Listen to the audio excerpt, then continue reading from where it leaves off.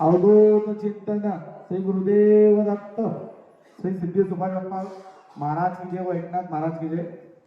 माझं नाव किरण काशीनाथ गिरोरे, छत्रपती संभाजीनगरला राहतो मी. माझ्यावर 302चा गुन्हा दाखल झाला होता 2017 मध्ये. आणि आज जी गर्दी ही गर्दी चाराने पण नाही. माझी बायको जे मलकापूरचं जे दत्त मंदिर आहे तिथून माझी बायको रांगेत उभा राहायची, ते पण पहाटे सकाळी 4-4:30ला. माझ्या लग्नाला 25 वर्ष पूर्ण झाले पण माझी बायको कधी घराच्या बाहेर पडली नाही. फक्त माझ्याकरता, आणि ते पण मलकापूरची वारी. महाराजांनी सांगितलं 11 वारी कर. इथं महाराजकडं बोलायला फक्त 4 सेकंद भेटत होते. आज तुम्ही भाग्यवान आहे की तुम्हाला जास्त बोलायला भेटायला. तर माझी बायकोनी 11 वाऱ्या केली. माझ्या बायकोला पिशोरला म्हणजे तिच्या माहेरी कोणतरी पोथी दिली होती. तेव्हा माझे खूप पाय दुखत होते. मी तिथं पोथी चेनमध्ये वाचत होतो आणि माझी बायको इथं गुरुवारी पौर्णिमेला इथं आली होती. तर महाराज म्हणे तुझा नाव आवणे आवणे आवणे करता करता म्हणे संध्याकाळी 4 वाजता पोथी, म्हणजे माझा विश्वास बसत नव्हता. मी नवनाथाची पोथी, गुरुचरित्र हे सगळं वाचत होतो. पण ही पोथी आणली तर मला म्हणलं असं थोडी असतं म्हणलं. पण जेव्हा वाचलं त्याच्यातलं मी एका दिवसात एक पूर्ण पारायण केलं होतं. पण ते वाचता वाचता माझ्या मांड्या दुखणं बंद झालं.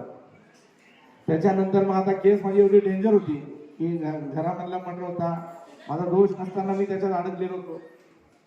पण महाराजांचं रोज पारायण करून व महाराजांचा आशीर्वाद.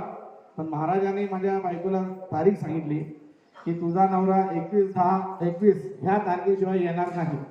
आणि त्या दिवशी मी 21/10/21ला त्या दिवशी मी निर्दोष सुटलो. त्याच्यानंतर आता माझ्यासोबत जो खून झाला होता त्याचा भाऊ PI होता. त्यांनी एवढे हातपाय आपटले मला शिक्षा लागायला. पण महाराजांचा आशीर्वाद, गुरुदत्त माऊलीचा आशीर्वाद असल्यामुळं मी निर्दोष सुटलो. त्याच्यानंतर आता माझ्यासोबत नाडे म्हणून आलेले, ते पण जेलमध्ये होते. त्यांना मी गेल्या म्हणजे बाहेर आल्यापासून म्हणतो चला वारीला, चला हा चलतो. आज सकाळी त्यांना मी 3:30ला फोन लावला. मी निघालो म्हणलं, ते बीडला नका. तर मला आज चला, त्यांच्या पण मनात असं अचानक हा आज चला. म्हणजे आज माऊलीने सर्वांना बोलून घेतलं. पण महाराजांवर विश्वास ठेवते की माझ्या काही अडचणी आहे म्हणून मी नेहमी येत नाही. पण घरात महाराजांचा फोटो आहे, पूजा अर्चा करतो मी. माझं जे दुःख असतं मी त्या महाराजला सांगतो. महाराज, मी जेव्हा शाळेतून जेलमधून बाहेर आलो तर माझ्या मुलीचं लग्न, मला एवढं टेन्शन आलं होतं की अशा अवस्थेत कोण हे करत. पण माझी पोरगी पण महाराजांची भक्त आहे. माझ्या मुलीचं मी बाहेर आल्यानंतर 1 वर्षाच्या आत लग्न जमलं. आज ती पुण्याला एकदम सुखी आहे. माझं जवळ त्याचं स्वतःचं मेडिकल आहे.